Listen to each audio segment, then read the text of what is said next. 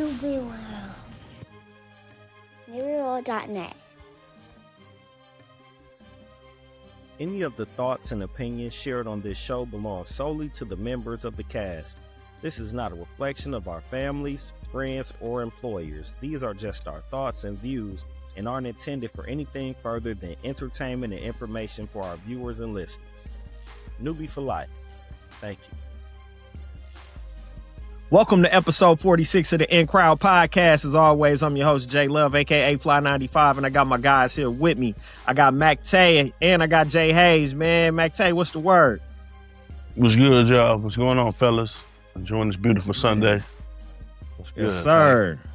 J.Hayes, what's going on with you? What's the word, brother? Just chilling, man. Chilling over here on daddy duty still. Yes, sir. Gotta do it, man. What was y'all weeks like? Man, my week was pretty, actually my week was pretty, I'm a routine kind of guy, based off of my schedule with my son. And our schedule kind of changed this week. So we're trying out a new 50-50 schedule, me and his mom. So my week was kind of weird. Like, this is my first Wednesday in 4 years damn near not having him. So it was weird. I didn't know what to do with myself on Wednesday. So yeah, just trying out this new schedule. I had him all weekend, Friday, Friday, Saturday, Sunday, and he goes back to his mom tomorrow. So yeah, man, just trying out this new schedule. So getting adjusted to it. Maybe we had to make a few tweaks or whatever based off of our how the little trial and error how it's going right now. So this next week she'll have the schedule I had this past week. So we'll see if we want to tweak it or not. So yeah. Okay. Now that's a schedule y'all looking at transitioning into the school year? Like it's just a permanent or just okay. Yeah. It's gonna be permanent, until he gets older, and we're gonna string a little more days together till this week on, week off type stuff. So okay. I got a question. So y'all pretty good with the co-parenting thing and everything? It has its days, it has its weeks, it has its months. It just depends. But for the most part, we solid. When we put Kobe in the forefront and take ourselves out of it, we really get down to the nitty gritty and work together for the greater good. So yeah. Now it's just y'all two who do the exchange? Like does she not saying she got a boyfriend, but say she's with a man, he came, would that be a problem? Or like if you had a woman and she came, would that be a problem between both of y'all? Or them feelings is completely gone? Or it's basically just straight on directly about Kobe? So what we agreed that if we were to have a significant other, like for real, that's gonna be around Kobe a lot, then we would introduce each other to that person. That's good. Just so we can,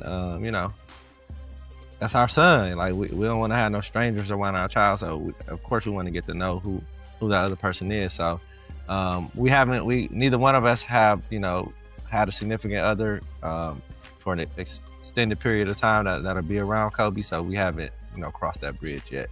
But the exchanges is I just drop them off for the most part, to her. She'll pick them up sometimes. But yeah, man, that's how that is right now. So Tay, cool. with you, with your first your oldest daughter, did you have to set it up like how you was asking James, or you could just go with your? Yeah, I went. It's crazy. My wife and my baby mama never met ever in life. Shit. Dang, for real? I didn't know that. Dog. Yeah. And then I wouldn't expected you to say that. Yeah, and then another thing is I never had the experience. She had my baby mama. My child's mother had baby mama is just such an ugly word. My child's mother had a significant other and had a baby by the other person, but I never met nobody else though, and stuff. And I done had 3 kids. You met him though. I know who he is, but I haven't met. I never met him like during the relationship, thing. It Okay. wouldn't have been no sweat and nothing like that because there ain't no feelings or nothing there. But Mm. I never. But then plus, my daughter was older when they started dating, so I could just call her straight up, "Hey, I'm outside," or Yeah. "Daddy, come get me," that kind of stuff. So y'all at the age right now where Kobe depends on y'all to be the voice for him, in that Yeah, for sure. situation, Yeah. So it's totally Luckily, we different. ain't had to do like a guardian ad litem or nothing like that. It ain't never got that bad to where we would have to have a person meet us for the exchanges or have to meet at a neutral spot and, all that. So we've been mature enough to avoid that. But, we had our ups and downs, man,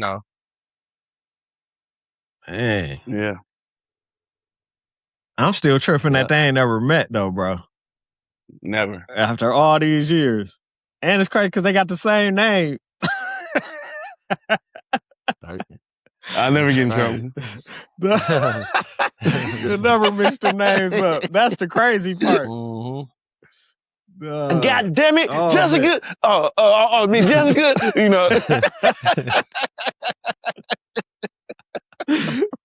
You silly, dog. Tay, matter of fact, while we on you, how was your week, bro? It was good, man. You know what? It's crazy. This is crazy, man. I'm glad my boys play basketball, right? And I'm real critical of basketball because I think I was a decent basketball player. So, you just want your sons to just be so cold, right? But the thing is that I'm so glad they're good at other sports. You know what I'm saying? Because the fact that I don't know how to critique them on other sports because I never played them. So I could just sit and watch and enjoy them playing the other sports. You know what I'm saying? But if they play basketball, I try to critique. Like, even if they do something good, I'm looking at the bad part, what they did bad at the moment. So, like, if they play football, baseball, soccer, what's next, I can just sit there and watch my kid. Oh, man, my son, he run fast. He kicked that ball pretty hard. That's all I know. But basketball, I'm looking at why you shoot that? Why you do this and that? So I'm kind of hoping that they just gravitate and just stay to a different sport so I don't have to critique them, much. Because I just get so mad watching them play basketball. You know what I'm saying? And shit, So that's why. And then my daughter, she just picked it up so good. She getting so good. And I don't got to worry about her. She now just starting to enjoy her play. But my boys, man, I get mad every time I watch them play basketball, man. Every time, bro.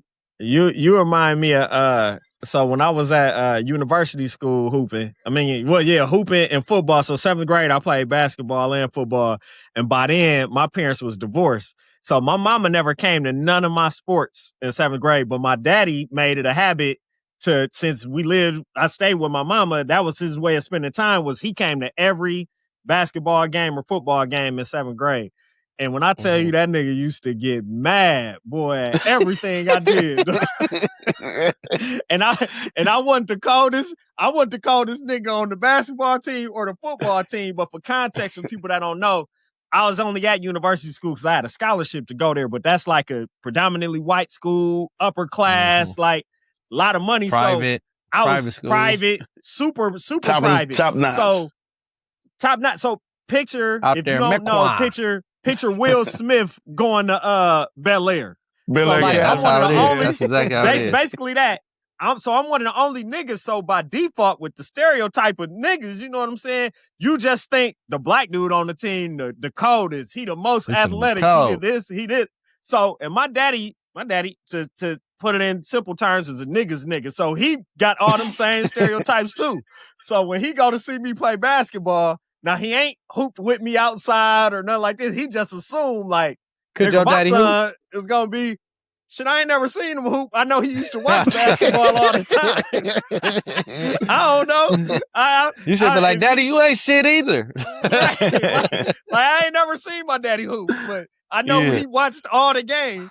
But like, dog, he used to be so mad, dog. Like if I missed a shot or if I didn't shoot the ball. And so like university school was set up like they was running plays. Like I was on the same team with Mike Dunleavy Jr.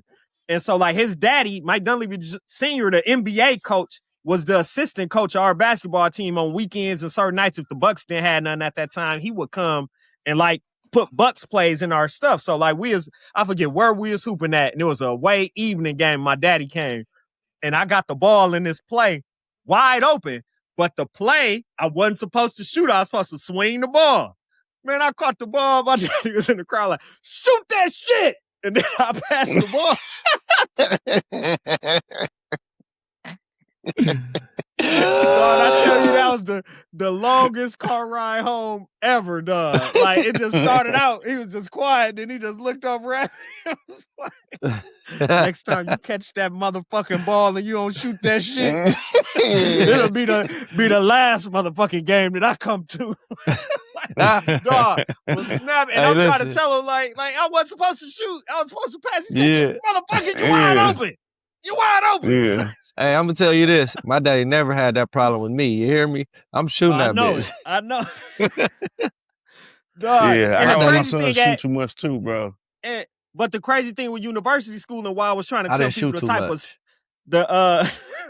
type of school, dude, the coach used to have all your time was on a piece of paper. So before the game, he told you who played at what time in the quarter, because it was one of them schools where they felt like at that grade level, everybody got to play the exact same. And so the only way you would lose time was you out there not running the play or doing what you're supposed to do. So I'm like, man, I'm trying to keep I'm only playing 8 minutes of this motherfucker. It's all broken up and shit. So it's like, well, Pops wasn't hearing that. No, Pops went to North Division. He was it wasn't, nigga, you open, nigga, shoot it. So football, same shit. Janice, we gotta get this nigga out of this school. Yep. Hey, I started out as a linebacker and a kicker on football, and they had middle school fully padded football. Cause I could kick farther than everybody else on the team, so they made me the kicker and a defensive outside linebacker. So we was playing Shorewood Middle School, and they had. I don't know how Shorewood had so many niggas on their team, because hey, if you know Milwaukee, that ain't no place where, but shit, it was way too many niggas on their team. And I remember them red jerseys, boy.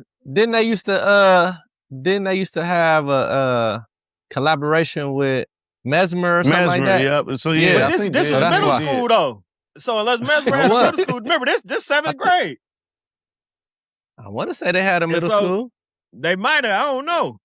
And but dog, they had this running back. Nigga, when I say he was juking all the little white dudes at university school all day, but he never ran on my side of the field. And I think it was because they coach probably was like, the nigga over there, don't run over there, because he might be good. He might stop you. So he killing my teammates on the other side of the field. My daddy in the crowd, run over there and hit that nigga. Get him! Like, I'm like, They said, my side is over here, Dad. Oh, yeah. They said, this is my circle right here, Dad. Right. I was like, this is zone. I'm supposed to be over here on this side. So, dog, why they call the play for that nigga to run on my side? Nigga, this nigga running towards me, dog. I'm like, man, I ain't had a tackle the whole game because the ball ain't been on my side. Dog run towards this nigga. When I tell you this nigga hit stick to me, dog, like this. Fell out flat nigga on my back, bro. Like, nigga ran me over. He was juking them. He didn't juke me. He just ran over me. So, dog. He met you power for power, man. Shit. Jay just looked to the sky like, hey, nigga, put it like this. I looked to the sky and told, hey, I told the coach when we went to the sideline, I said, hey, man, I really don't want to play defense no more. I just kick. Defense where you got to hit niggas, bro. Dog, right. So I didn't know so that's the first time I got hit that whole season playing defense. I never got hit before. I used to tackle other people. Nigga, after that, I said, man, I'm good. I said, Low key, I didn't want to play football because I wanted to play, but I just didn't want to get hurt for basketball season. Because I could throw the hell out the ball. Like, even, and I know this don't mean much, but like when we went to Whitewater, we had flat intramural football where it was just flag or whatever. But like, I was the quarterback every time we played because I was throwing them dimes, nigga. Like, I could throw like 60 yards, G, probably longer than that. Stop it, bro. 60? 60 yards. Hayes, they brag about my mic. Dude, they said Brett Favre throw 60 yards, bro, and that's like no, amazing. He throw like 80. Nah, you don't throw no 60 yards, bro. I know that's how he said with all his mic, though. That's 50. Like taking him 2 steps and throwing his whole body. A football. With a Nerf ball, you mean, right? Or a big football? A big football. I ain't never threw no Nerf ball. You a goddamn lie. You a goddamn lie, bro. Ain't no 50 yards ain't shit. That's half a football field. Yeah, you ain't throwing half football field with no big football. Maybe 40 yards. You see it keep going down? 60 yards. I mean, you might, yo, I'm just saying, that's good, bro. That's I really can 60. throw I swear to God, I can throw the ball far as hell, bro. Y'all done I never took 20 measured. yards off of his throw already, bro. Y'all took Now it from listen. 60 to 40. Now listen. We got a playground right at the school. I throw it from one side of the fence all the way over into the street, nigga. I swear to God. And it'd be a real football. I mean, it may not be NFL regulation football, but I throw the bitch from one side of the playground over the fence. And I gotta go get it. Like, and it's a spiral. Yes, bro. Damn, I know how to throw a football. You like Uncle Ronnie on what was that movie? On Napoleon Dynamite. On Napoleon Dynamite. I throw this ball over those mountains. Hey, Uncle Ronnie was gone. It was Uncle Ronnie. It was what was his name? It was something like that. Uncle Rico. Uncle Rico. Yeah. He was stuck in the 80s. Hey, his guy, Napoleon guy came. He took that steak. He said, "Man, give me that steak." Yeah. He threw it. He hit Napoleon Dynamite with it. Oh, he's like, gosh. But no bull Tay. I could throw it. I swear to God, I got an arm, that's bro. Good, bro. Like, shit. It might not be accurate if I throw it that far, but I could get it. I'm just saying that arm power. That's all they talk about in the NFL. Oh, he got a strong arm. You know? I mean, I can't put it on no zip line like goddamn Brett Favre or nobody like that, but I could air it out for sure. Man, my nigga Uncle Rico, nigga. You better respect it, nigga. Yeah. Hey, it's 500 king. The 500 king. On everything. On everything. Yeah. Because I'm pretty sure that's got to be at least half a football field, bro. You know what I'm saying? Yeah. From that's far, bro. Yeah, from I believe you, bro. Thank you, bro. I believe you, bro. I gotta see that shit. I ain't even gonna lie to you, Hayes. I gotta see that shit, dog. Just like I can vouch for when Mactae said he's a decent basketball player. Mactae was a good basketball player, man. I seen him. Yeah, I seen him. He was. They used to call me the Mactae stopper, though. I was the only nigga that knew. I'm gonna tell you this. Eric and Dante had the most unstoppable pick and roll ever, bro. And Dante set the screen. Eric could go around it. I swear to God, that nigga don't even look. He just throw that bitch, and Dante be right there for it. Yeah, make the little layup or put the little 5-footer off the glass. Yeah, we make motherfuckers mad though. Yeah, bro. I swear, y'all. And they used to just call out a random college every time, but it'll be the same play. It'll be Iowa, Duke, Villanova. They just shout out a random school and do the same play. Yeah. But yeah, I was the Mactae stopper at the gym. I was the only one. If they didn't put me, they didn't put me on Dante. If we was running the game up to 16 by ones, Dante had scored 12 points in a full. If I didn't stop him, I had to go down. I had to tell the nigga, let me get him. Let me get him. I didn't score no points. Yeah, he didn't pass. That's how I knew how to stop him, because I knew he was shooting it. I was the only nigga knew he was gonna go up every time. Tay, and I just as a matter of fact, I've never seen you pass, Tay, unless it was from out of bounds to inbounds. I don't pass the ball. Pass. He down there don't want to inbound the ball. Dog, crazy. Dante is not passing the ball, dog. No, I just black out and I just see the hole. That's all I see. Tay said one man do looking at. Yeah, that's it. You give me the ball, hey, I'm putting that bitch up every time, bro. If you inbound him the ball, he going coast to coast off the inbound. That nigga said, I did self-takeout. Ain't what they call it, self-takeout. That's what he'd do. He'd throw it off your arm or something and get it back. Just go down the court.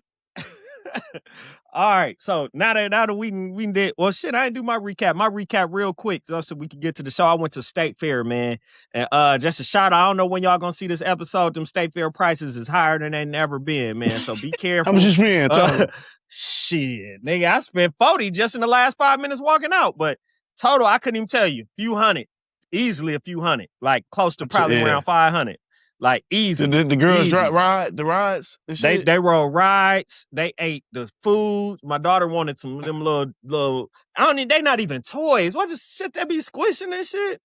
I don't know what it is, but they had a stand that had a stand with them on the way out. And so she go over there and pick out 5 of them and her friend with her.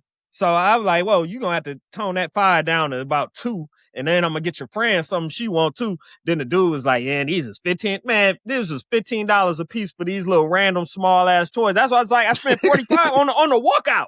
I'm thinking we done for the day. This is like literally at the gate to leave, but no, That they had fun though, but it was super hot, super expensive. I seen shout out to Quan. We seen Quan at State Fair. And I seen JT, man, the owner of Man Cave, man. Seen JT down there. Why you wave off Quan, dog? Nah, Quan, my nigga, I just like fucking with him, because he watched. Okay, man. Yeah, man, that's why I said, man, Quan a friend of the show, bro. Yeah, that's Quan, a friend of the Quan, show. yeah, that's yeah. Hey, matter of fact, real quick, I know I'm an old nigga because when we planned to go to the fair and we knew it was hot, I went in and put on a damn dry fit Nike shirt and shit and some Nike shorts, like some active the most leisure comfortable wear shoes shit. you got. Yeah. I already know. Yep, I wore my Vomeros with it was the all thick about comfort, not the look, shit. right? All covered. When I get down there and see niggas down there with the glittery jeans, and we went at noon. Niggas had the rhinestone jeans on. It's young niggas with tech fleece hoodies on and shit. Dog, and it's 85 degrees and no shade. And I'm like, dog, what the hell is these niggas doing? I was like, dog, I know I'm old. Yeah, bro. Quan ass had Travis wear Scott's hoodies on every day. Bro, it was shoulder to shoulder. Quan had on his Travis's. I'm like, I'm not wearing no good shoes down here to get my shit stepped on. Quan, salute. That nigga had his shit on. Jay, you don't wear none of your shoes anyway. That's true. That's true. Because they gotta be so. I do. Hey, shout out if you at the movies. I wear them to the movies, and my old ladies out at Metro Market. I know I got them on me, though. They take his shoes off. He wear them in the car and take them off before he go in the movies and shit. I mean, once we park, I'm like, this ain't gonna do. Nope. Yeah, nah. He take these off. But yeah, he had on this shit, and it was shoulder to shoulder down there, man. But yeah, dog, I had to dress for the comfort, bro. I had to go for that over style any day. That's gonna be a topic too. It ain't today, but we're gonna talk about cool and style and all of that probably next week. We gonna address that. But opening up the show, man, how do y'all stay grounded? As our opener, what's something that y'all do to just keep y'all peace, keep y'all steady, keep y'all going after a tough day? How do you stay grounded with everything going on in life? And I start, man. I'll just say prayer, man. And I haven't been as consistent as I should be, or I have been in the past. So that's I feel like at a time where I was, going through it the most, and then, coming out of that storm, I feel like I was praying a lot more, being super active in church, and just being around people who, are faith filled. So, so yeah, man, just staying grounded in the Lord, man, and praying a little more, and just thinking about my purpose here, so. I say for me, it'll be a combination of spending time with my wife. I feel like just by default in your marriage, your wife damn near become like your best friend almost. So spending time with her, I can tell her whatever, and she gonna give me honest, constructive criticism or tell me what's going on, and tell me basically what I need to hear and what I don't want to hear that I need to hear. But then other than that, like in terms of solo, like Hayes said, I try to make sure I say a prayer before I go to sleep, but some nights I don't be consistent. But other than that, man, I play the game, man. To me, that's good old faithful. If I can get some time, especially with as hectic as my house is, if I can get some time away from the kids where I just can sit back, turn the game on, that's what I'm gonna do. And this like the end of the summer drought right now. We about to have Madden. Then right after Madden gonna be 2K, and 2K gonna take us into Call of Duty and Grand Theft. So everything about to happen right about now too. Tay, what about you? Man, for me, it's like the grind never stops. So, my pay increased, a lot over the years and shit. But it's like it's never enough, and it's like I think I done hit a number and like, oh, this is gonna be good, but I'm still need more. So it's like the grind keep coming, and it's like I got to keep getting more and more to keep everybody satisfied. Because I got a lot of people depending on me. As far as my household, taking care of my kids and my wife, and just I pray every day. But I don't pray like, get on my knees and, I talk to God, just looking up, whatever. Just say quick, 1, 2, I was in my prayer was I love you. Is that can I say that to God? Yeah, man. Okay, can't nobody tell you how to pray, bro. But first, real quick, before you finish, how you look up there at him again when you say it? I mean, I'm up here, He said, I just look up at him. Yeah, I just look up at him, He said, God, thank you. And they said, I love you too. Nigga, I love you. I love you, nigga. You know what I'm saying? You love me, nigga? But anyway, he said, I still love you. But no, that's what keep you grounded. And then with your health, just it keep you grounded too. Let you know that you got to stay on top of your health too, though, bro. And then my wife also keep me grounded because like I said, she became my best friend at the end of the day. Shit like that. So it's just other things to keep you grounded. But that's the main thing. It's like the grind never stops. It's like I gotta keep going. I gotta keep going. Yeah, I got something to strive for. So I'm gonna add to mine too. Those are great responses, fellas. And when I speak about my purpose, everything I do, I gotta remember that. I got a little code to take care of. Like even if that's like if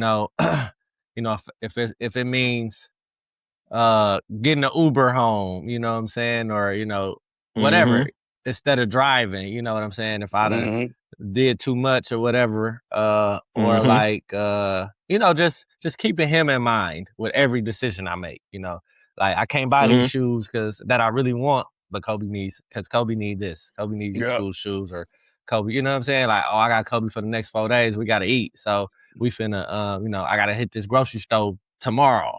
You feel what I'm saying? Before he get here, I just gotta like start planning my stuff out and just being present for him and making sure the decisions I make are gonna keep me around here with him. You feel me? So, yeah, man, great responses, man. So now before we get into some new topics, man, real quick, man, let's once and for all address the dirty mackin topic, man. So last week we talked about dirty mackin, and at one point, and I take ownership of this. I said, hey, I always thought it was weird when people like Marvin's Room, and so for the most part, we all agreed. Unfortunately, he couldn't be with us today because he would be a part of this conversation. But us three, we agreed that the song Marvin's Room is an anthem for dirty mackin. Now, first and foremost, I want to say, from my stance as I address this, just to say that song is a dirty mackin song. We're not saying that there's no other songs with dirty mackin in it.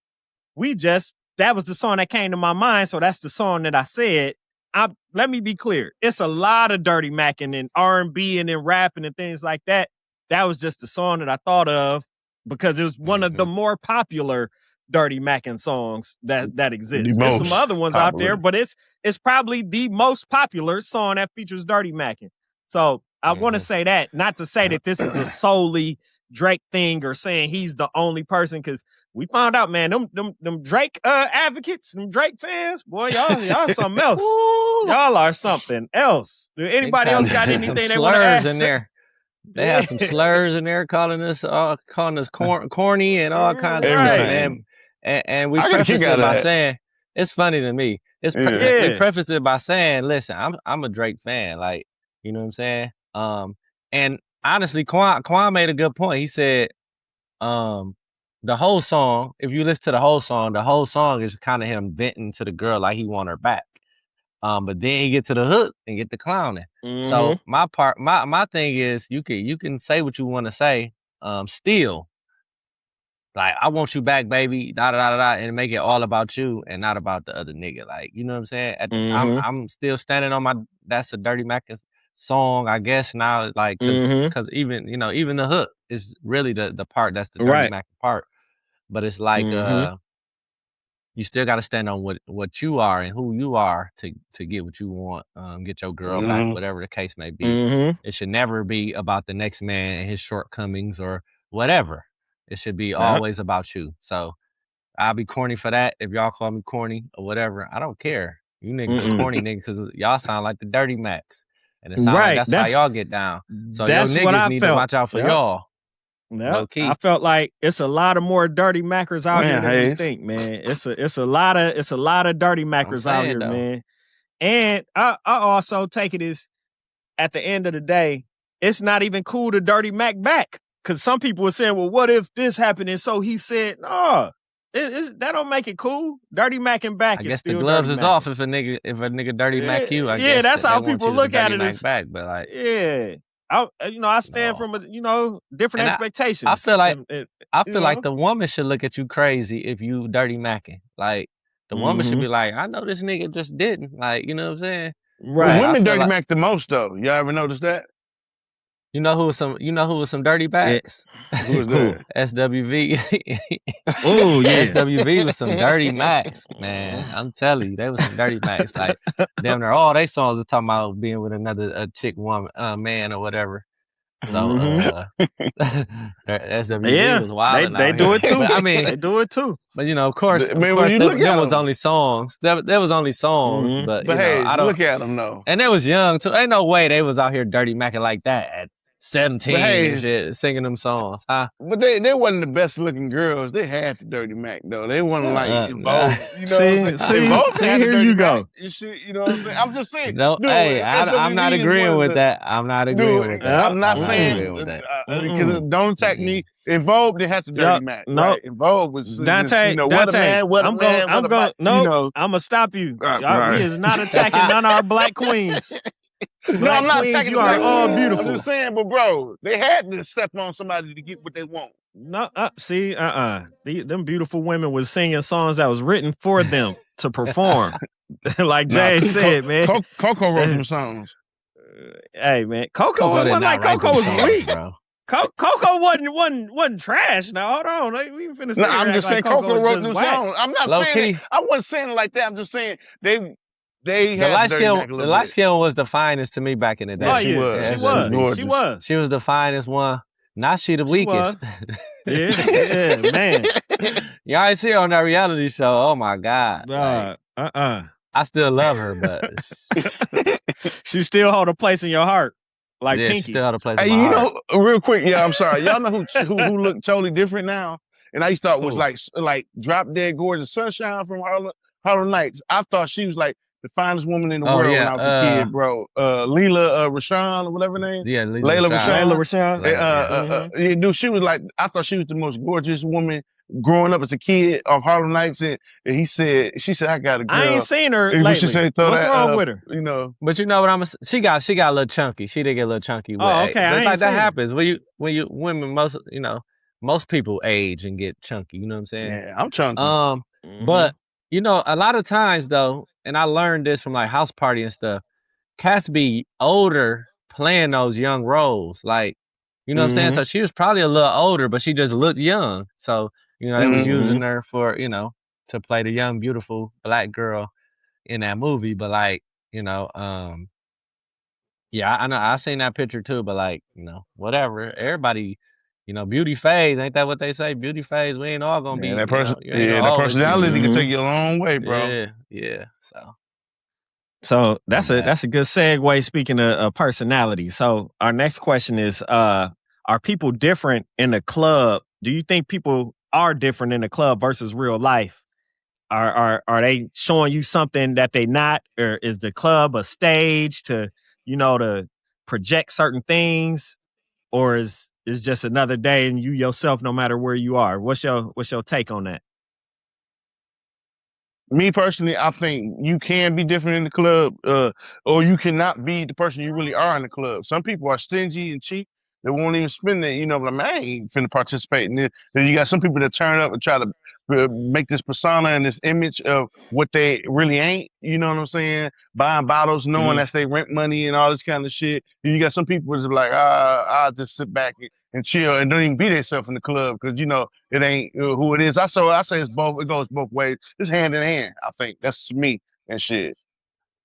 Mm-hmm. And it depends on if you drink or not.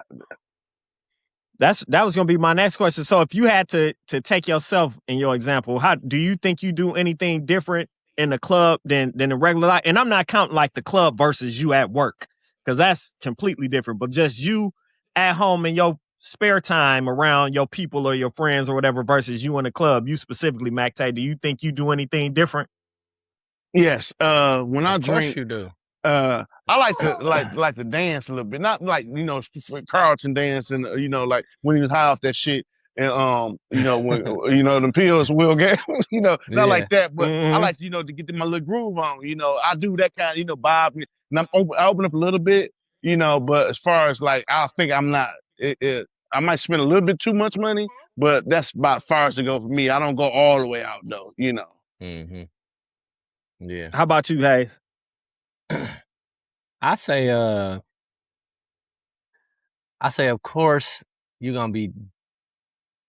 You're in two different environments. You feel what I'm saying? So like at home, I'm chill. Like if you see me in the club, I'll probably be chill. Like I ain't gonna be standing on nobody's bar or nothing crazy. Like I don't even go to the club no more. Let me not even say that. Like if I'm out, Yeah. kicking it with my people, I'm still gonna be chill. I might be a little more talkative than I am regularly, because if I had a drink or two. But, for the most part, I ain't gonna overspend. I mean, I have had those days where I overspend. I'm kind of cheap, low key. Um, I'll probably, know when my limit is, so I cut myself off, and I think I'm pretty level everywhere I go. You know what I'm saying? So the club ain't no different. Or why I keep saying the club, being out ain't no different. Yeah. So I mean, you probably said the club because that's how I framed it, but you're right. Not yeah, necessarily the club, but just being out and about. But that lets you know about me. yeah. I don't really go out often at all. To the point that I even call it going to the club. But like when I do go out, I think I'm probably the same person because I don't drink. I think that's the biggest factor with people that do show a change of behavior when they are out. It's the drinking factor. Now, don't get me wrong, it's people that drink at home. They just, people that just gotta have a drink. But since I barely drink, I'm like the same. Like in person, I'm outgoing with my friends. When I'm out, I'm outgoing with my friends. I'm not to strike up a conversation with the random person when I'm out of the house, like type person. I'm kind of quiet. Somebody a long time ago said that I I look angry when I'm out and I don't seem as nice or like smile as much. I don't see no difference with that. I think I'm approachable no matter what. But I was told that I keep a straight face a lot when I'm out and I smile more when I'm home. But I don't know. I like to think that I'm the same person because I don't drink or nothing when I'm out. Let me add something on to there. So a while back, a long time ago, college was wild times. Like so, Mm-hmm. that's when you first started drinking and all that stuff. But like when I had came home from Whitewater or whatever, I would be out going to N.U.B.Y and all those bars and stuff down there. And somebody opened up my eyes to something, right? Because I used to be out a lot, like a lot. Like I was, if I was home, I was out. You know what I'm saying? I ain't had no kids. I ain't really had no obligations. All I had to do was pay my rent, my cell phone. So, buy some fresh gear. So like, I go spend some money out. 2-3 times a weekend type shit. You know what I'm saying? But somebody told me, they said, every time I see you, bro, you effed up. And that really changed the way I handled myself or how I acted when I'm out now. You know what I'm saying? Because I didn't want I didn't want people to have that perception of me. And if that person had that perception of me, who else had that perception of me? You feel what I'm saying? So I never wanted to be the drunk nigga. You know what I'm saying? And some people would say, like, if I tell them, hey, I was faded last night, somebody would be like, I didn't even know. I couldn't tell, or I didn't notice. But some people could, I guess, apparently. Maybe the people that couldn't notice was drunk too or whatever. But when that person told me that every time they see me, I'm faded, I didn't like that. That struck me See, differently. You know what I'm saying? I'm trying to remember when, because I know we had a good run somewhere between 04 to 06 where me and Hayes was out damn near every weekend. And it was like Dante and E wasn't even with us. This is like the Peacoat era. Like niggas was still damn near dressing casual to go out. Niggas was, you wasn't there, bro. This was me and Hayes going to like one of my cousins knew the kick, but like you had to know the Russian to get in the place, and like you wasn't there, bro. Like me and Hayes was in. Dog, I'm saying you wasn't with us, bro. You wasn't there, bro. Me and Hayes had a run where y'all niggas was nowhere to be found for like a long. That must have been on Friday or something. I don't know. No, it was like Saturdays. Nah, I used to be in Eve, bro. I'm telling you, wasn't kicking it with me and Hayes because it was a whole bunch of us two going. I remember picking Hayes up and us. We was out here, me and Hayes, and then going to George Webb afterwards. Like to the point that when my then girlfriend, when she moved back to the city, she was like, "You and James don't go out no more." This was like a strong little pocket of time that we was about. This was like Roscoe Dash era music, like that with the mohawk. I think I had the mohawk back then. Yeah, this is around that pocket of time. Like you still couldn't wear what you wanted to in the club yet. You still have to have like Maddens and all that kind of stuff on. And and you used to drink, but it wasn't like I didn't ever think like, man, I can't kick it with Hayes, he be fucked up. Like, so I don't know. So and I was never like the doctor. What's a Dr. Jekyll and Mr. Hyde? I wasn't never like, you know, an angry drunk or like that. You know what I'm saying? I would just like, nigga, this would be my thing. I'll be drinking or whatever, and then whoever I'm with, they won't see me until the end of the night. Like I'll just be bouncing around the club the whole time or whatever. You know what I'm saying? I'll just be gone, and then I'll come back, and then y'all ready to go, and it's time to go. You know what I'm saying? But that like, the person that said that to me, the person that said that to me was saying it in a good way. You know what I'm saying? Like they was saying it like, way, though. I took it the other way though, because I didn't want people to see me as that, and I didn't think people did see me as that way. You know what I'm saying? But you know, like being drunk and being faded, that's like, I don't know. Sometimes we used to look at that as like a badge of honor. Like I was up last night, bro. But I never wanted that. You know what I'm saying? So I just wanted to go out and have a good time, and then, you know, and drink a little bit. You know, talk to a couple chicks or whatever. Talk a little shit. You know what I'm saying? Then that's what that is what it is. Yep. But once that person said that, man, that kind of like slowed me down a whole bunch, for real. The one thing I say about Hayes with going out is you think niggas is popular till you go out with Hayes, because he transcend age groups. Like when I tell you, like he know everybody. Well, I ain't even say he know everybody, because sometimes I think he ain't even know the niggas talking to him. Everybody stop and say what's up to James when you go somewhere. It's like being with your grandmama at church, like going out with like everybody was, and this would be like OGs, niggas our age, people way younger than us, because Hayes transcended at Whitewater. He was there with different groups of people, like everybody knew. I was there J. too Hayes long. anytime. I was there too long. But another reason why Hayes got a lot of love too, that he was a real good basketball player. When you're a real good basketball player, it puts you in different pockets with everybody else too, and like a lot of like with that. Even though we laugh about basketball status now, basketball status is a solidified respect in the city. It is. Just you know. So when you real good at basketball, you get a different kind of respect. Even people that's just in the crowd looking like, man, dude was cold. You don't even know, like, man, I see you hooping that in that one game, man. You was killing. You know, you ain't never seen this kid before. You know what I'm saying? Yeah. So that's another reason why I think Hayes got a lot of love, because of basketball. Two things real quick, Jay. So I was picking up my order from what's it called? Cheesecake Factory the other day, right? So I'm sitting down waiting on my food, and I'm just in my phone. Some heavyset dude come over, like, you J.Hayes? I'm like, yeah, what's happening? I didn't recognize dude. He was like, you went to Whitewater? I was like, yeah, I went to Whitewater, and I still have no idea who this dude is. It was like, good to see you, bro. He was like, you been up there lately? I was like, no, man, I ain't been up there, dog. Like, no, I ain't been up there. I said I'm probably going to the homecoming or whatever. But apparently he used to go there while I was there, but I don't remember him. You know what I'm saying? And then they knew Hayes. And then speaking on like the basketball pockets or whatever, like sometimes your name's so big that you like solidified in the city forever. So yesterday, my cousins had a family reunion. Their last name is Wade, so their mother's last name is Wade.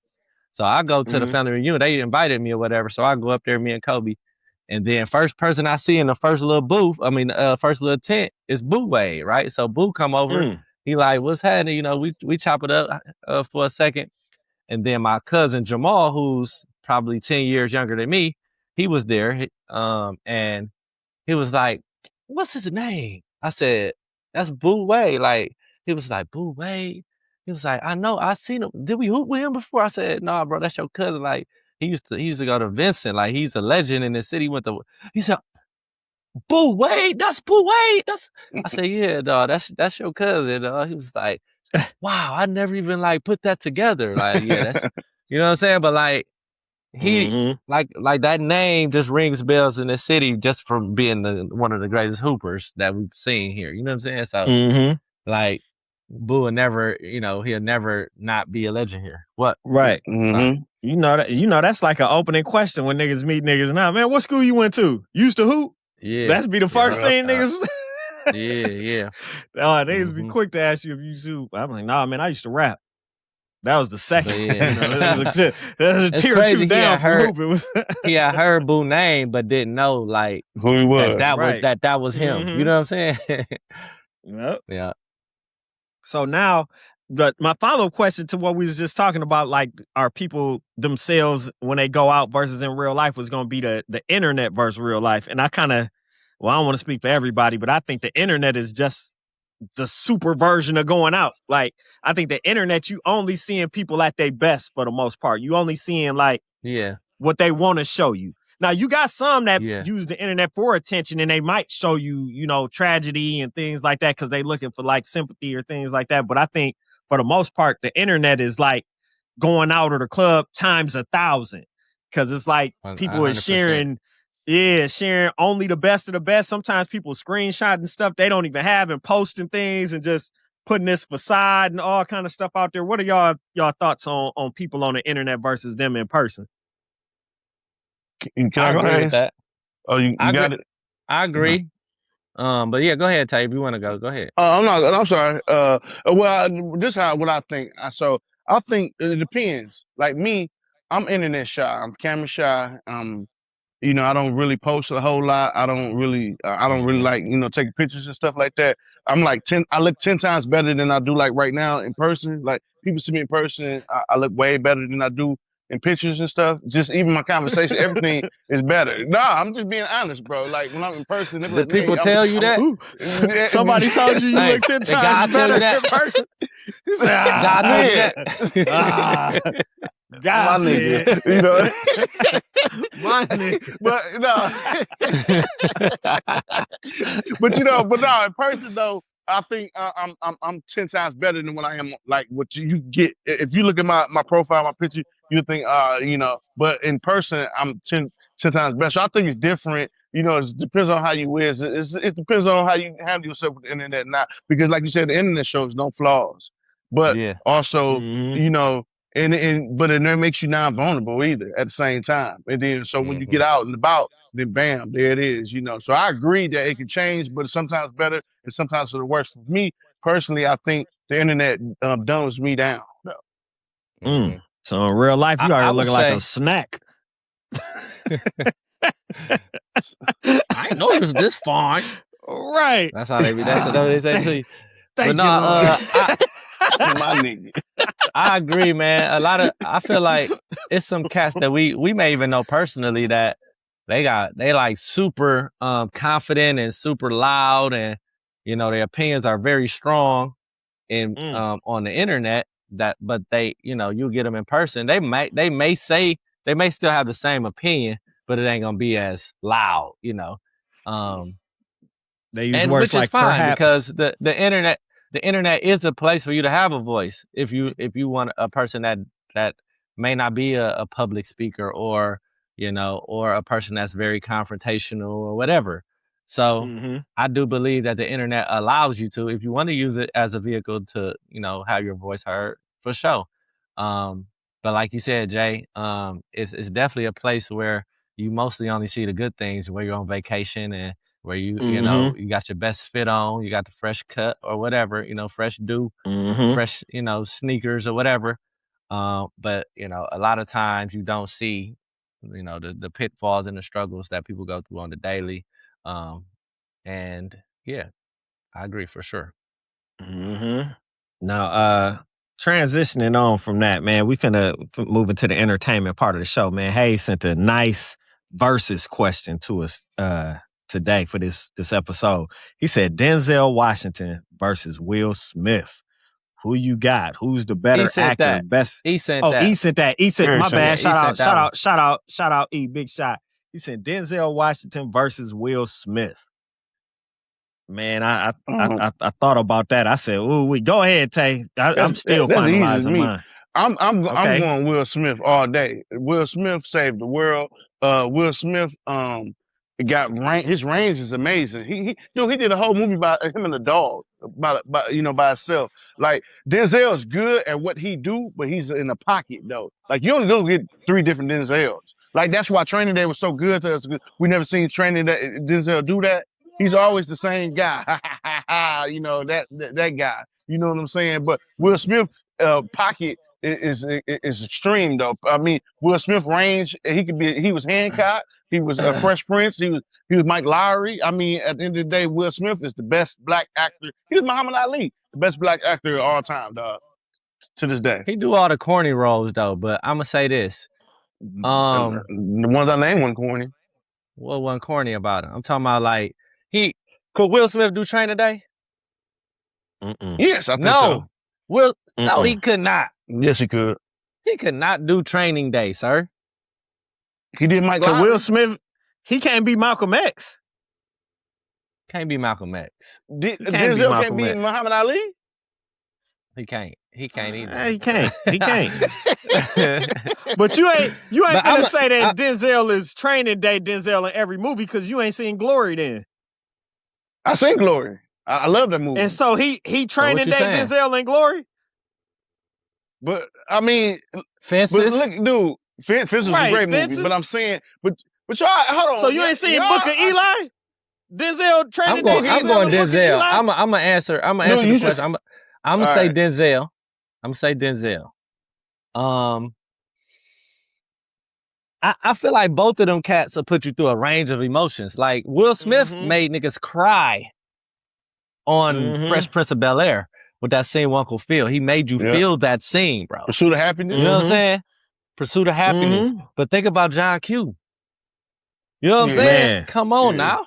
Stop it. Niggas was in there crying off of that scene too. You know what I'm saying? So I don't think either answer is wrong, right? But I'm going with Denzel just because Denzel is Denzel, bro. Like he's a professionally trained actor. And to say like Will Smith to be even mentioned with Denzel and not, and this being like his second life type thing, because he started off as a rapper and he transitioned into this, right? Like I feel like Will Smith is, he's accomplished more than he probably ever thought about accomplishing as an actor. You know what I'm saying? So even being mentioned with Denzel is just phenomenal because he started off as a rapper. You know what I'm saying? But Denzel, man, like I think Training Day and Ali and John Q are like movies that you cannot replicate and you can't. You mean Training Day Malcolm X in there? Because you said Ali. What'd I say? You said Training Day Ali. That's how good Ali was. Malcolm X. That's how good Ali was. Malcolm X. So I feel like you couldn't put anybody else in those roles. And and have a success. I ain't gonna say successful, but like have the impact that Denzel had on those roles. So I'm gonna go Denzel. Hey, I think I'm leaning more towards Denzel just because of the consistency, man. Denzel just Denzel, bro. At the end of the day, he way cooler, dog. Denzel has some misses too, bro. Will Smith did. I'm just saying, bro, stop playing, consistency. Bro. So I'm just saying, we ain't gonna act like Denzel just hit it every time now, bro. Denzel has some bullshit too. Listen, what was that movie Will Smith was in? Wild Wild West. Gemini. Gemini. With his son. Oh, Gemini. When he had the not that AI one. version of him. That was Gemini that was man. Bad too. What was the no, movie, Will Smith has some bullshit, bro. Yeah. My tiebreaker tiebreaker or something like that. No. Earth 26 or some shit like that or something. He was did in a couple something bullshit. Yeah, Yeah, but for the most bullshit part, on Will there. Smith be hitting it on the head. Pluto though, Nash. Was it Pluto Nash? That's something like, that's Eddie Murphy, I think, that did Oh. that. I know what you're talking about, though. That was but he stupid, just did too. That. But he just did that one movie where he was the doctor about the concussion. That's when he slapped Chris Rock. He won an Oscar for that. That ain't what he slapped Chris Rock for. No, I'm not saying he slapped him for that. I'm just saying. No, I'm saying that wasn't that movie. Look, there's another one right there when he was that was when he was Venus and Serena daddy. That's when he got the King Richard. Yep. Yeah. So yeah, Hayes, you gotta reconsider, bro. I don't gotta reconsider you don't gotta nothing. Reconsider. I'm staying with Denzel, nigga. Yeah, and Denzel just had that swagger, bro, through the years, bro. It's echoing or something. Yeah, who is that? That's me? It's some feedback or something. Dante, say something again. What's up? That me? I don't know what it. No, I don't know. It ain't echoing no more. Nah, it's gone. But yeah, man. I'm finna find that movie. Will Smith couldn't be American Gangster, Wild bro. Wild West. Wild Wild West was trash. Yeah, that was trash. But Men in Black was good. Men in Black was good. Independence Day was good. He got some killers. Man, Bagger Vance. He was in the Legend of Bagger Vance. That was foul. So I'm going Will Smith, bro. Hitch, one of my. I love Hitch, bro. Hitch is so funny, that's his range. Denzel can do Hitch. But that's what I said. He do all the corny movies, nigga. Man, every movie on here corny. What was corny about Hitch, bro? Nigga, Hitch wasn't corny about no. he got game. Denzel thumped that nigga Hitch in his funny, nigga.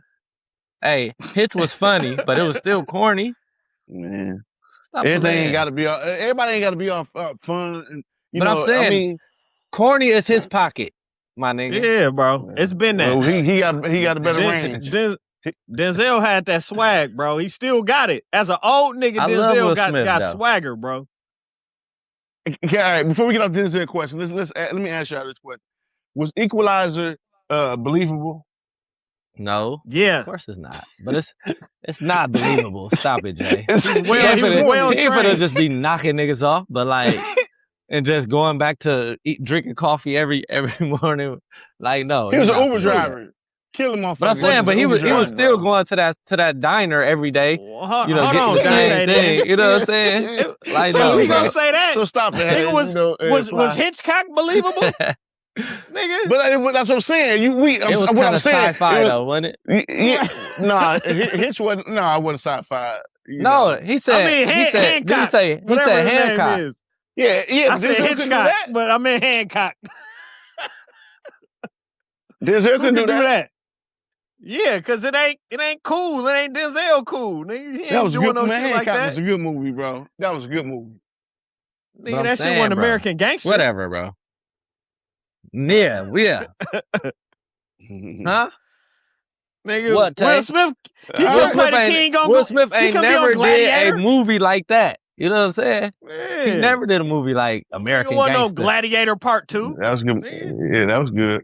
Yeah, nigga. Okay, it's about a tie. Listen, hey, nigga. To the audience out there. No. To the Stay audience out there. Who better, Denzel or who you think Denzel, or put the vote thing at the bottom, Denzel or Will Smith? That's all I got to say. And I bet you Will Smith win.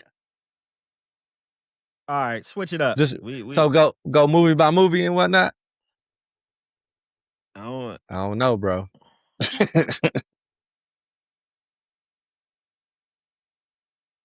Denzel and only knock Will Smith got is his kids and his wife. That's it. And he a turn burglar. Nah, damn. But now you really got to go with Denzel. These Denzel movies. This Denzel top 9 movies apparently. This from AI Meta. Meta says this: Training Day, number 1. Man on Fire, number 2. Equalizer, number 3. Remember the Titans, number 4. Oh, I forgot all about that. American Gangster, number 5. Will could never. Flight. Oh, landing that plane upside down. Flight. Oh yeah. Will could never. Fences, number 7. Oh, okay. She was like a daddy. Deja Vu. Y'all remember Deja Vu? Yeah, that was cold. That was good. Oh, that was good. Oh, yeah. Okay. When he had the little Hawaiian shirt Inside on. Man. Was that Paula Was that Paula Patton, his girlfriend in there? Yeah. No, it wasn't his girlfriend. He was cheating with her. Remember, she had a nigga. Paula Patton, Yeah. That movie he was good, cheating with her. Then Inside Man was amazing. Inside Man. Come on, man. That's all right. That's read top Will Smith 9. shit out real quick. Do Will Smith real quick. Yeah. All right, let's do Will Smith then. Will Smith's. Hey, look. X wasn't even in the top 10. He didn't even say Malcolm X. And he got game. He got stuff in the tuck. We ain't even Stop get, it, or bro. American Gangster. You ain't named none of them. American Gangster was number 5. Oh, that was 5. American Gangster number 5. Will Smith. Top 10. I'll do 10. All right, here we go. We got Pursuit of Happiness. Great. Men in Black. Great. Not King against Richard. them movies he's saying. Oh, that was no. great. That was great. Oh. Independence Day. He's the first black person to save the world. That was good. That was a great movie. Yeah, he heated up at number 4 and 5. Yeah, Ali was good. That was I Am Legend. That was great. That was great. Enemy of the State. These don't compare right now. They don't compare right now. iRobot. Oh, see? Look at that. No, that do not compare. Not to that list. Not to that list. Bad Boys. Bad Boys Which amazing. Part? And Hit. Original? All of them. It just say Bad Boy. It's 95, so it's the original one. Oh, yeah, the original. Yeah. No, that list ain't messing with that list. That's what they got. That's what they got. You don't have to put Bad Boys 2, 3, and 4 on the rest of that list. Let me see. Yeah, I mean, he got some good movies, but off the ones we named from Denzel, bro, and we didn't even name X, nigga. Come on now. No, man, not even close. Now. Not even close. But we all can agree that both of them niggas is great actors, bro. This is a bad nigga, I ain't gonna lie. He cold. He cold. Yeah, man. I respect your stance. Cold, but he cold. This other list got all the same ones, but then they had Concussion at 9 and 6 Degrees of Separation at 10. Then they had Dante didn't even watch that one. Foul. Focus was foul. Why they got that on here? Yeah, that was weak. Because Margaret Robbie in that movie. That's why they got that in there. Did y'all like 7 Pounds? I didn't like 7 Pounds. It was too this. It was too monotone. You know what I'm saying? It was like, get to it, bro. Yeah. All right. Come on, Will. So yeah, Denzel got that. Yeah, Denzel got that. Next up, top 3 rap and R&B collab songs. Man, I had a list about 20, bro. Give us Can 3 of them. Whole list? No. I was gonna read my whole list and give you my top 3. That's too much. Okay. You can do 5 then. If we doing 3, you can do 5. Anybody want to start? I'll start. Okay, go ahead. Mine's kind of generic. It's just what I personally prefer. Yeah, when your favorite. When Biggie had a song called "The World Is Filled with Pimps and Hoes" with Too Short, Puff Daddy, and Carl Thomas singing that hook, that was cold, right? Yeah. And then I'm filled with pimps and hoes. That shit was so cold, man. And then another one I got. This will trip y'all out. I'm just finna throw this as generic, but I don't want to say this because anything Nate Dogg down there, nigga. Nate Dogg on the hook was killing everything, bro. Nigga, pick a song. Explosive. Ain't no fun. Homies can't have none. Either one of them two. And then I'm gonna say Johnny P. Explosive because he killed that shit. And then that song Johnny P. What Do or Die. Pope Pimpin'. Johnny P. Was getting. I mean, that song had a whole different soul. That was on my list. Okay, that was on my list. Definitely, that was on.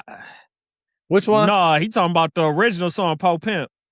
Oh yeah. That's right. In the so my 3. Caddy. I'm gonna go since he had one of my same songs. I had Pope Pimp by Do or Die and Johnny P. Then I had Thuggish Ruggish Bone with Bone Thugs and Natasha. That hook just was she sang that motherfucker, and the way she sung on that outro was so cold too. Then my last, like Dante, I had a tie. I did Tupac featuring Casey and JoJo for Toss It Up and How Do You Want It? Cause I love the way them niggas be singing on both of them 2 songs. Ooh. Lord have mercy, can you help us all? Hey, that toss it up, so dude. Yeah, Toss it up cold today. Toss it up. Since I got your phone number, I can't help but call. But call, yeah. Hey, Pac came in cold as motherfucker on that song, bro. That beat was cold. Let me see you toss it up. But hold on, it was more than KC and JoJo. I'm about to say, Danny Boy. On How Do You Want It, it was just them two, but on Toss It Up, it was them two plus. That's why I only named them, because they was on both of them songs. But yeah, it was Danny Boy and what was that, Aaron Hall? On Toss It Up, yep. All right. So I don't have an order for mine, but I gotta go old school. I'm gonna go Space Age Pimpin'. Who's singing that? See, I had to go look her up because she wasn't listed in the credits. Nobody know her. Her name is Nina Creek or something like that. Well, she sang CREQUE. She didn't do what Natasha did because she wasn't featured on Thuggish Ruggish Bones, so she had to sing her own name at the end. That's what old girl should have did on that Space Age Pimpin'. On what though? Said these niggas ain't gonna mention me. Let me say Nina. So Space Age Pimpin' #1. Well, I ain't gonna say #1. That's my first one. Man, this list is crazy. You said I can do 5? All right, go ahead. This probably my #1. How's it going down? DMX and Faith. Yeah, that's my favorite DMX put song. that on Instagram. Yeah, that's my favorite. That's my favorite DMX song. Now you like the singing on that more than the singing on What These Bitches Want from a Nigga with Cisco. Yeah, that's really cold right there. That's on my list. that was my. I know where I was gonna put that though. Okay, but listen, I got another one for y'all. Y'all might not know nothing about. Y'all might be too young for this. No Better Love by the Young Guns with Real. Y'all remember that? You said we too young for that. I'm just playing, nigga. You know I'm just playing. You don't fly, no. But y'all, hey, I want that one cold though. That was cold. Yeah. So that was 3. I'm gonna just do 2 bonus ones. This might be my favorite song on Views, but Faithful, by Drake, and with Division on there. Y'all remember that song? The one with Pimp C on it too? With Pimp C on the beginning. That shit's so cold. Oh, man. That shit's so cold. Yes, it is. Yeah. How far we go. Yeah. Everything about that song was cold. Even how Pimp C came in. Pimp C come on like, check 1 2 1 2. Yeah. Yeah, that was cold. Yeah. And then my last one, I'm gonna just go All Falls Down. Ye and Selena. There you go. Yeah. Yeah. Can I ask one more? Can I add one more? Just I know it's I was to ask you, Tila Show Enough, was that considered a singing, even though that was Jazzy Faye singing that on there? I guess that's the producer singing the hook. That wasn't an R&B collab. Yeah, but he was blowing it up, bro. But Jazzy Faye did come out as an artist though. You remember that? Well, yeah, I guess you can count that. You're right. He did. Mm-hmm. I guess you could count that. I got some more though. Y'all want to hear what else is on my list? Hey, I got a couple too. Give us 2 more, Hayes. I got one more. All right. You just gave one more, Tay. One more after that though. After Hayes, get 3 then. Make Me Better with Fab and Neo. Yep. I like that. And then I go Put It On Me with Ja Rule and Lil Mo. I'm telling you, I live for those kind of songs, bro. I'm going 2 more now after Mactae since everybody Go ahead. Go ahead. I got y'all finna trip on me. Even though I'm not even a Plies fan. But I love when Plies did that. You be giving too many preferences. Busted Baby was cold. Busted Baby was cold. And then Busta Rhymes and the Flip Mode Squad did that song with Mariah Carey. Baby, won't you give it to me? I give it to you. Whatever you want. You remember that?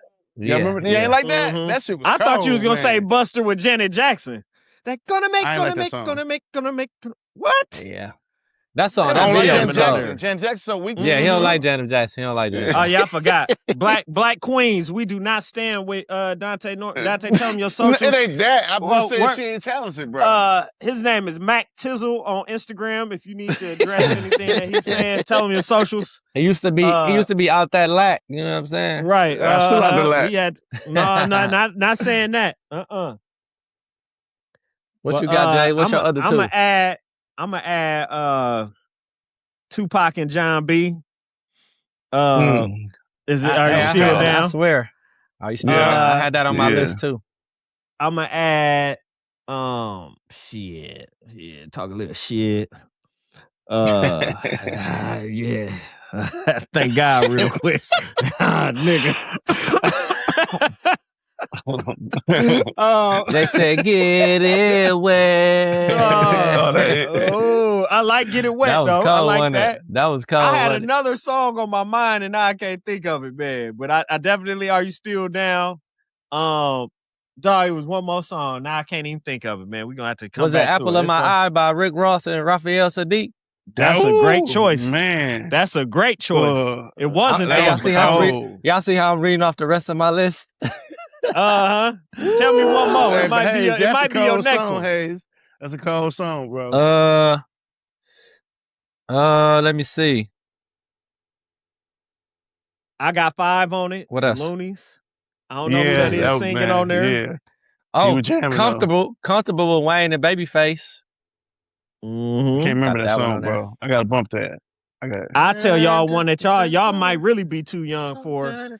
Is Sally Sale Is Going Down. It's going come on, down man. Tonight. I love that song. Tonight it goes down. Yeah. Yeah, that was it. All day, I read my whole list. Yeah, we could be on this because rappers. I remembered it. I remembered it. It's Best of Me, Jay-Z and Maya. But that's the other way around. Maya was the singer and Jay-Z was on the hook. The singer got to be on the hook. Oh, the singer got to be the rapper song. Yeah. Shit, it was like it was his. He snapped on there though. 5, 4, 3, 2, 1. Carolina Blue Kicks, hottest nigga on the block. Can I say one thing? Two songs I want to say something on. When singers had a rapper that came on there when Pharrell came out that frontin' and Jay-Z came on. That was one of the coolest songs ever to me, dog. And then when Rihanna did Love Me, Love with Future. That's like that's one of the coolest songs. Don't forget about Snoop. Don't forget about Snoop and Pharrell. On Beautiful? No, not Beautiful. The other one. Snoop Can I Pharrell. get my thrills? You know, ain't that Snoop and Pharrell? I thought you was gonna say Drop It Like It's Hot. Oh yeah, that's Snoop. That was cold. That was cold. That was on the same album. No, that was cold. This shit. Yeah, we'll be on this subject all day because I got so many songs like that. Yeah, you hit on the head with that one though. I definitely can be on plenty songs. Yeah. What's next, man. Jay? What we got next, Jay? Next up, man. Oh, homework. Since we on music, homework. Our new list this week is gonna be our top 10 mixtapes because we didn't do that homework last week. So this is a late assignment. Top 10 mixtapes. Yeah, I've been working on my list. It should be ready soon. So that's gonna be the next list y'all gonna see. Switching to sports, I seen a recent debate with the recent success of the New York Knicks. If you were starting a organization, starting a franchise and building a team, who would you take, Luka or Jalen Brunson? Building a team off the recent success of the Knicks, who would you take to build your squad around? Man.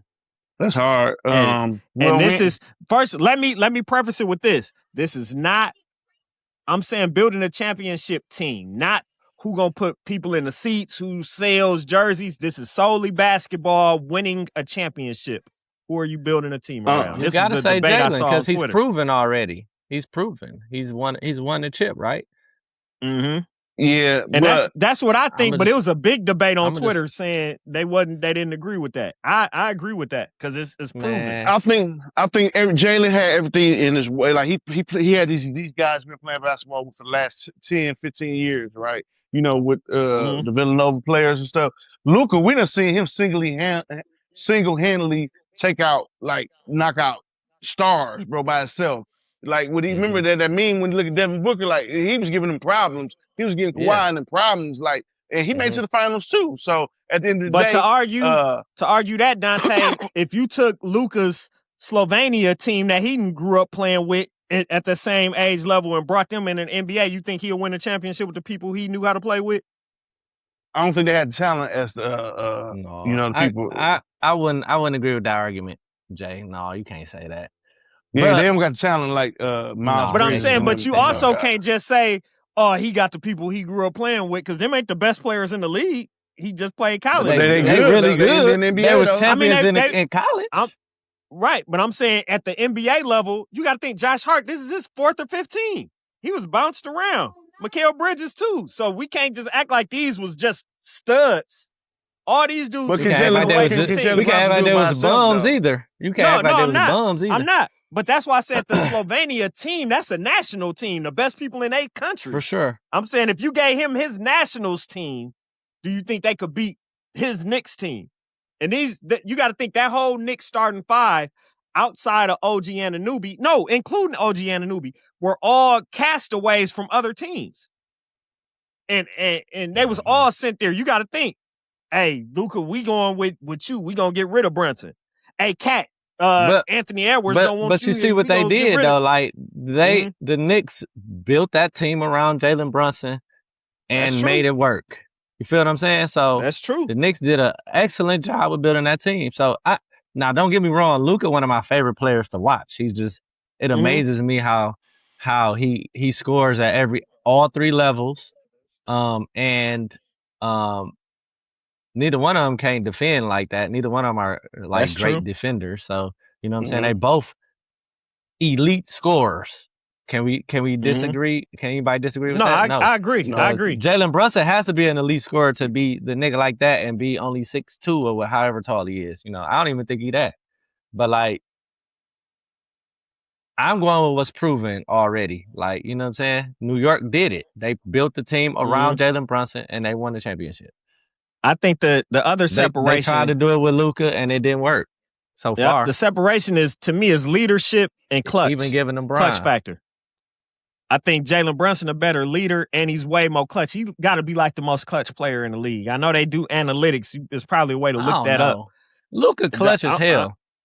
I don't think he made as many clutch shots. I'm talking about in this past season. Yeah, I'm saying maybe not recently. If we but going Luka up right was one now, of them niggas that'll put the dagger in you. Yeah, I've seen many times Luka been. Yeah, Luka very clutch. Yeah, if maybe not Luka was recently. healthy. If he was healthy, I'm gonna ask ChatGPT why Mactae is picking. You said what now? Who they gonna pick? Keep saying your foolishness while I'm looking this up. Tay? He said Luka is better than SGA. Yeah, healthy. I might have to agree with you, bro, because I come from that era where I hate when niggas be flopping on every shot, jumping into niggas and don't get me wrong, SGA can shoot that much, he can score at every level, but I just wish he wouldn't do all that to like get to the free throw line, niggas shoot 20 free throws a game, like it's so boring, like it's so boring watching him play at times because he does that. Like he can score with the best of them, you know. It was kind of like I want to compare him to James Harden because James Harden had one of the most lethal crossovers ever. You know, and that step back, like nobody could duplicate that. Now you see everybody doing it. But niggas used to get mad at James Harden because he'd throw his arms into your hands while you're defending and then go get a layup or get fouled. You know what I'm saying? And it was frustrating cats. But like SGA just using niggas aggressive defense against them. So you can't really knock him for it, but it's just, I don't like watching it. I honestly don't. According to, let me give you this Luka does GPT. it too, but not as much. So I asked ChatGPT who is the more clutch player between Luka and Jalen Brunson, and ChatGPT said Luka is the better basketball player. Brunson might be the better closer and who I'd take with 30 seconds left on the clock, and those are not the same thing. So they even got him down as being the more clutch player. ChatGPT. I'm a real person. They going off of that. You know they got the clutch shooting stats, and he won the 24-25 NBA clutch player of the year based off the advanced the AI stats. I said what I said is recently Luka has not probably not been clutch. But even like the bubble and stuff, Luka was canceling niggas, bro. It was canceling niggas. Like Luka is very clutch, but Jalen Brunson showed us he gonna make every big shot. Like, and he's proven, bro. He's good. Yeah. All right. So now different situation. If you trying to win a pickup game and you picking your team in a pickup game, who you taking first between Kobe and LeBron? This came from J.Hayes. Who you taking first to win a pickup game? Let me preface this, right? Let me preface this. That's a good, I mean, so we were having this discussion on the golf course a little bit, you know, me, Reg, and Rev. Cardi don't really, he watched basketball, but he don't really, you know, chime in too much. But he's more of a football player. I asked Reg, I said, Reg, okay, who you got to consider Brian a GOAT? He was like, I mean, you got to. I said, why? He was like, because he got all, like, basically he got all the, you know, accolades, all the accomplishments, you know, for the most part, you know, he's kind of leading all those big statistical categories, right? You know, including scoring, of course, that's like the most notable one, right?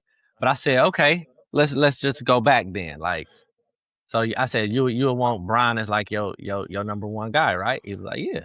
So I'm like, okay, say we was at the park, you know, and we was capping, right? And you had Brian and Kobe right there, right? You know, them niggas going 1 and 2. So who you picking then? Who you picking first? He said, damn, dog. He said, damn. He said, I guess you're right. I got to go with Kobe. He said, I got to go with Kobe. I said, hey, that's what I said too. Because Kobe you don't think so? I'm going Kobe. I'm going Kobe. I'm going Brian. Now, why you going Brian, Tay? Because if I'm capping and I got Brian on the team, I know Kobe gonna shoot the ball every goddamn time. I'm get, you know. So if I get Brian's gonna try to, you know, facilitate everybody else to get in the game. You know what I'm saying? He can make a ringer look good. Look what he did with Matthew Dellavedova and shit. You know, Norris Cole. So he can make somebody look good. You know, hit an open jump shot. You know, so I'm going with Brian. If we on the court running up and down at Lincoln, I'm picking Brian. Because Brian go spread that you know that ball, you know. Kobe go try to kill every time. What's gonna happen in the clutch when it's a close game? You got a closer? My ass. Yeah, you Answer right. the question. I get you. So it's pros and cons to everything, though. Hey, yeah. That's why. Like on the playground, if you capping, you gonna say, I'm picking dude because he a good playmaker. Nigga, no. You getting the best offensive player that's available. On what, though? Am I lying? Yeah, but you also want to get the person that's going to pass you the ball, too. See, well, I'm going to say this. In the scenario that Hayes gave us for a pickup game, Kobe, hands down, easily.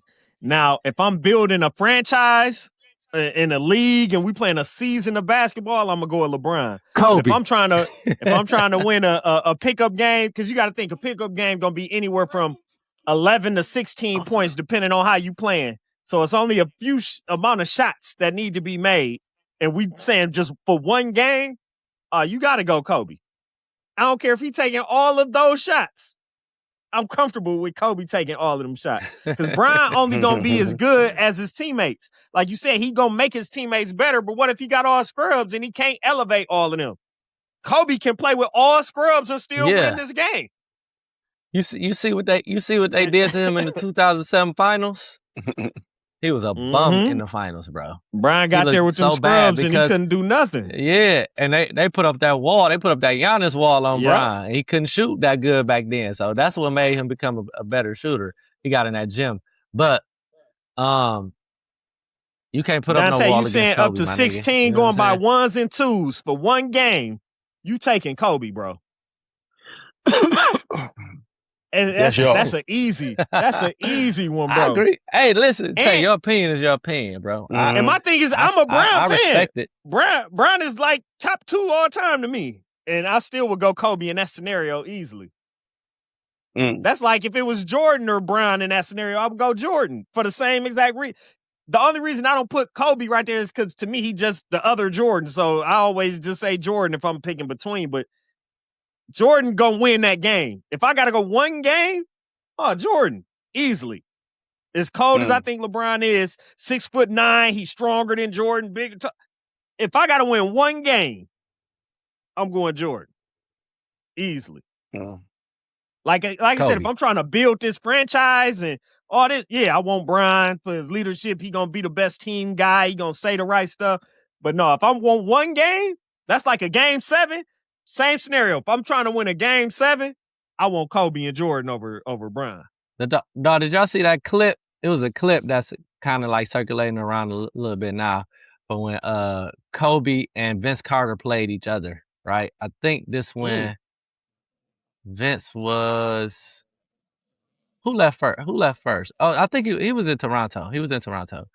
But I guess like they was guarding each other, and I can't remember who was on offense or defense, but like it was a little scuffle between them two, right? Like they got into it and they was talking crazy. Players had to get in between them. When I tell you Kobe picked Vince up 94 feet, bro, like hard-nosed defense, and then was on the other side of the court giving them buckets too. You know what I'm saying? Like, that's the kind of nigga I want.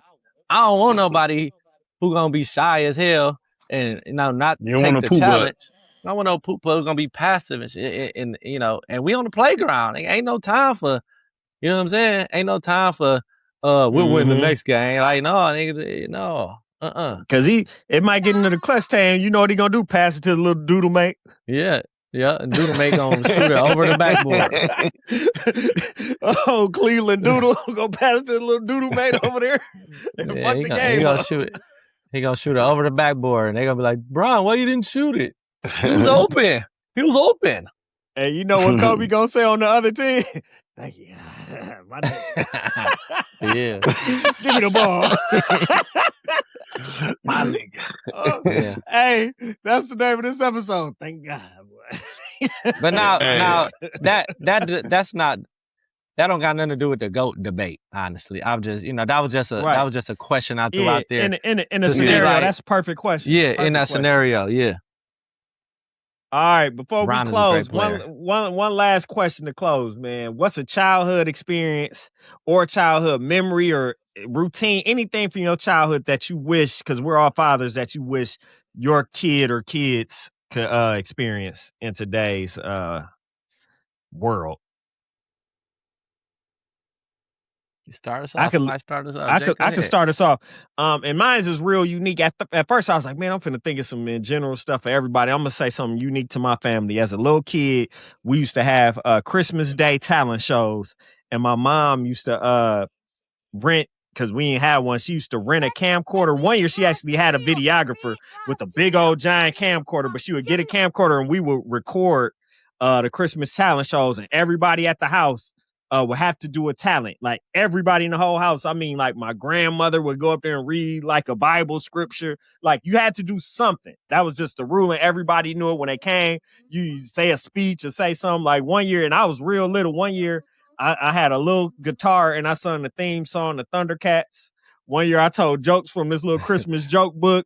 My brother danced. Like that was just the coolest thing ever. And I wish we could recreate that now, and my kids would get a chance to experience something like that. Yeah. That's a good one. Don't let me find that footage or I'm gonna post it.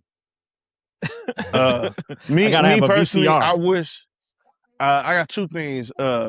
Seeing stuff live, like, because it seemed like when you watch stuff live on TV, it brought, like, you knew 7 o'clock because it wasn't no reruns. You can go back on YouTube or whatever and watch. You had to be there, so it brought the family together and everybody was watching it together. And I think that was a big, even watching like TGI Friday, watching the WrestleMania, or watching the basketball games, or watching all that stuff live. It brought the family together, and then be able to talk about it, and then going to school. Because if you missed out on that Martin episode, like when it came on, you went to school the next day and everybody laughing and joking about it, and you just clueless, like, damn. And there ain't no telling when you gonna see the rerun, And also, my last one is being able to sit there and watch music videos like on the box, and watching the box and watching the requests. And I remember Luke had a song called Doodle Brown, and that song used to come on all day, and I thought that was the best video in the world. This shit, bro. Yeah, there was some good ones, Tay. Man, damn, dog. I'm just having like, man, that's so nostalgic. But I'm gonna have to, but I'm gonna piggyback off what Tay said. Like what was it? TGI, was it Friday? It was Friday, Yeah, right? thank God it's Friday. TGIF. Like with the whole little TGIF, full, it was like, who was it? Step Full by House. Step, Full House, all those Steve shows Urkel. the Family Matters, all that stuff. When that used to come on, man, like that was, niggas was in the house, like watching that. Hey, Boy Meets World. Did y'all know the same motherfucker sung them theme songs to all them shows? Yeah, I knew that. He did a good job. I did not know that, dog. But step by step, day by day, and whatever happened to responsibility? The milkman, the paperboy, the evening TV. Dog, he sung all of them songs, dog. Yeah. All right, my bad. No, you good. But really, one of the things that I remember as a kid was Saturday mornings, bro, just getting up and like being able to go watch cartoons and stuff and go watch, and eat cereal. You know what I'm saying? Like that was our thing. We'd get up, crusting our eyes, and me and Jaden had to go to I was just about to say, niggas could get up and go. Tell our moms put us in Saturday programs.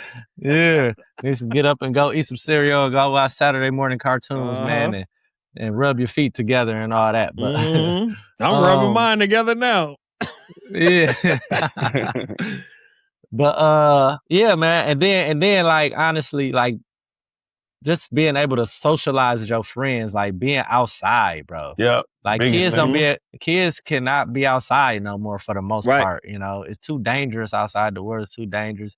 Kids getting snatched up, random shootings all the time. Just that kind of stuff. And we got to be super protective and, extra precautious with our kids nowadays. And I feel like our parents weren't like, hey, just go do whatever you want. Like we just knew the rules and we knew what to do. But like the kids now can't even experience just being outside all day. Like coming in the house just to pee and get some water or Kool-Aid and go back outside. Or, being tanned as hell by the end of the summer because you always outside in the sun. You know what I'm saying? Dude, but I feel like the kids don't. To piggyback off of that, Hayes, like that freedom that we had as kids and the comfort our parents had with us being outside, it even extended past that because, dude, me and my brother saw Michael Jordan's last game that he played at the Bradley Center. It was on a Sunday after church. My mom literally took us downtown and dropped us off and just was like, when the game ends, come out the door and come right here and I'm going to pick y'all up. We was probably in like middle school, high school, something like, I don't even know if we was in high school yet. It was 98. It was his last game as a Bull. He wasn't with the Wizards. So that had to be 98 then. So something like that. But like we just went, no cell phones, no nothing. She just gave us some money to get some nosebleed seats or whatever, and just left us and then came back and got us. Yeah. But then even younger than that, my first time, when the first Ninja Turtles movie came out, I had to be in like 3rd or 4th grade. Me, my brother, and my cousin Alexia, rest her soul. My mama just drove us to Northtown movie theater and just put us out the car with some movie tickets, like the MPS free tickets. Like, wasn't no paying for the seat in advance. Get out. Like, get out. When this movie ends, I'm gonna be out here. Y'all come back out here. Like, and we went in, couldn't even sit together. It was packed. It was the opening night. Like, I remember that being the scariest, best movie ever because it was scary because I didn't know where my brother and cousin was. Like, we literally was all scattered in the theater, but I was just so happy to see this movie. And then we all met up in the lobby to make sure we was together and walked out, got in the car and left. No cell phone, no pay phone, no nothing. And your parent didn't think twice about it. You was at the movie. Nope. Send you to skating. Get out. I'm going to be back at this time. Yeah. And it was. And that's the like, thing dude, too, though, that's man. Crazy like, now. But, they just instill so much into us at a young, like super duper young age that we knew, like, we knew what to do and, how to behave ourselves and how to, yeah, man. And I feel like the world was a lot safer then. Yeah. The my daughter got an Apple Watch, safer, man. cell phone. Like, you got to have everything to send your kid out into the world now. Another thing, too, like, just being able to, like, you remember you used to be on the landline at the crib, and your mom be like, "Get off the phone, I need it." I'm gonna call you back. That was like that was just one of them like experiences that like No, Hayes. The funniest part is that when I be on the phone and then I hear you know, my daddy was country, so he just started pressing buttons and just started. Then he get on there, and I'm like, oh, I'm on the phone. I'm like, I didn't call you, man. You know some shit, but yeah.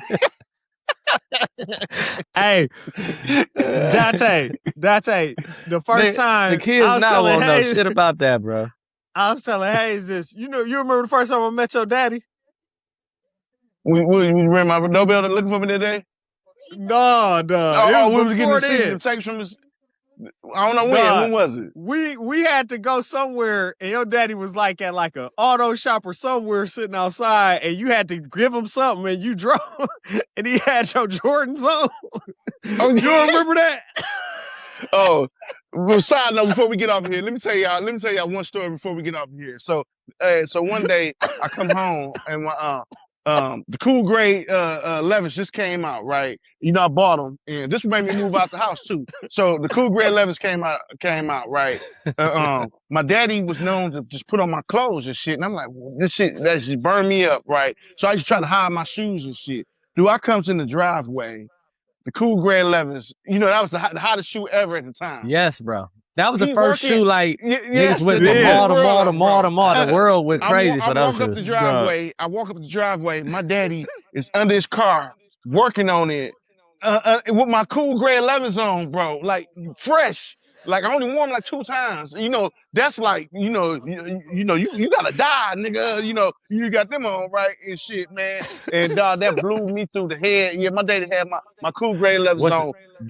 Bending. Yeah, no, everything bent like, hey, tell you what's going on. Tell you how you doing. What you need. I was furious, but I couldn't whoop him. But I was furious, dog. But that day, I would have fought my daddy that day. That bro. Made you move out, Tay? Man, that was one of the reasons.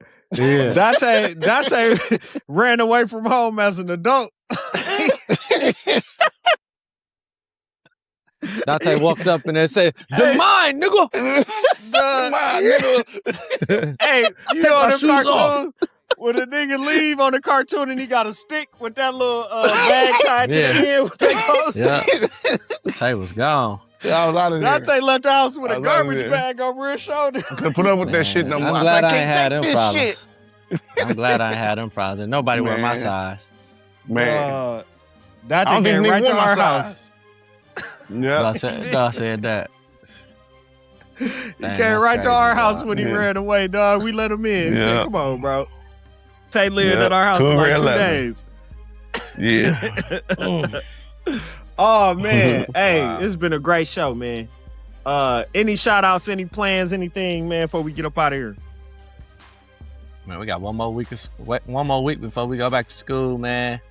I'm kind of low key, a little depressed. Like I get like this every year before school starts. I'll be just like in a little funk before I had to go back. But it's okay, man. You know. Can y'all see the tears in my eyes? Yeah, one more full week. One more full week. I've been seeing MCP highlighting all their different principals at all the different buildings on Facebook. That's man. Cool. Yeah. But we checking out Friends and Family Fest next week. Sunday, the day before we go back. Where's that? I know it's the location undisclosed though. I don't know yet. You don't know yet? Okay. So it's a little barcode on the back of your shirt. Yep. And then you scan it. I think it's the night before, or like the morning of, and then you'll find a location out there. Okay. We got something in the works. I ain't gonna say too much, but one of the hosts of Friends and Family Fest gonna be a future guest on the show. So we working on something, man. We gonna bring it to fruition. That's a tough word for me right there, fruition. But with that being said, always be gooder, because good ain't good enough. And remember to always save the children and never, ever, ever underestimate. Episode 46, we up out of here. Like and subscribe. N.U.B.Y. N.U.B.Y.net